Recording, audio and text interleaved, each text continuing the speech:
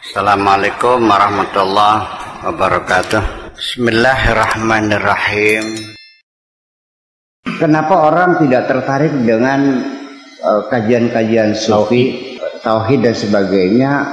Satu, kemungkinan tidak terjangkau oleh kemampuan orang itu. Kemampuan orang itu satu. Kemudian ada ketakutan dalam diri orang itu.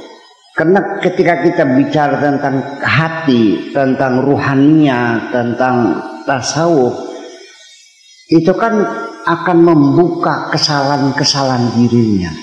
Manusia itu paling sulit untuk melihat kekurangan dirinya. Kita ingin jujur, tetapi juga kita tidak suka ada orang itu jujur tentang kita. Ini banyak orang lebih senang dibohongi daripada kita ngomong jujur. Itulah. Jadi sedangkan kalau kita bicara masalah tasawuf ruhaniyat, ini kan ada kejujuran hati.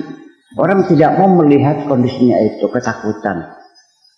Kemudian yang ketiga, mungkin disebabkan karena orang Islam ini kebanyakan ketika belajar Islam diawali dengan indoktrinasi. Jadi sudah ada patokan duga bahwa yang kamu pelajari inilah yang paling benar. Yang tidak sama ini adalah salah. Sedangkan orang kalau belajar tasawuf itu tidak pernah mengklaim satu kebenaran. Karena kebenaran itu mutlak hanya Allah yang memilikinya. Dan sufi itu adalah orang yang mencintai siapapun. Dan tidak ada yang dibenci di dunia ini. Sekalipun orang itu menjahati kita, kita tidak diberi hak untuk membenci siapapun. Semuanya kita cintai.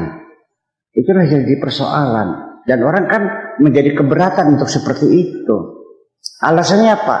Ketika saya minta, ya sudahlah, maafkan saja. Nggak bisa, sakit aku. Udah kan? Saya bilang enak aja. Bukan. Yang enak siapa? Ketika engkau memberikan maaf. Yang enak yang memberi maaf. Kalau yang jahat mah, dia tetap dikejar-kejar oleh the feeling of guilty. Dia selamanya menderita. Sebab dendam itu menjadi beban psikologis, kita tidak nyaman. Orang hatinya marah, membawa dendam.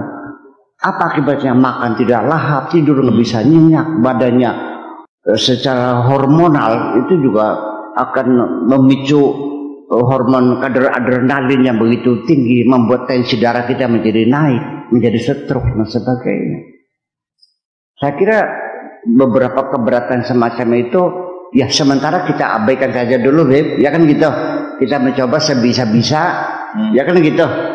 Kalau kita rencana 100 baru bisa 10 ya udah lumayan daripada tidak gitu. Tapi harapan saya tetap pada akhirnya, nah nanti pada akhirnya nih Al-Kaf, orang itu nanti dari sisi usia perjalanan itu nanti ketika umur 50 ke atas sampai 60 itu kesadaran spiritual kan muncul sendiri. Ya, karena dia sudah mulai menghitung hari. What next? Apa besok? Apalagi sudah umur sudah 60, anak yang kecil masih baru kelas SD, ya, sedang dalam keadaan tidur lelap dengan napas yang lembut. Dihitung betul. Dia menangis sendiri. Nanti bagaimana aku mati?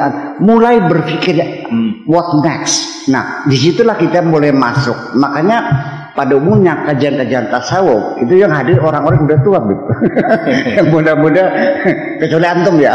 Gitu. Oke, terima kasih.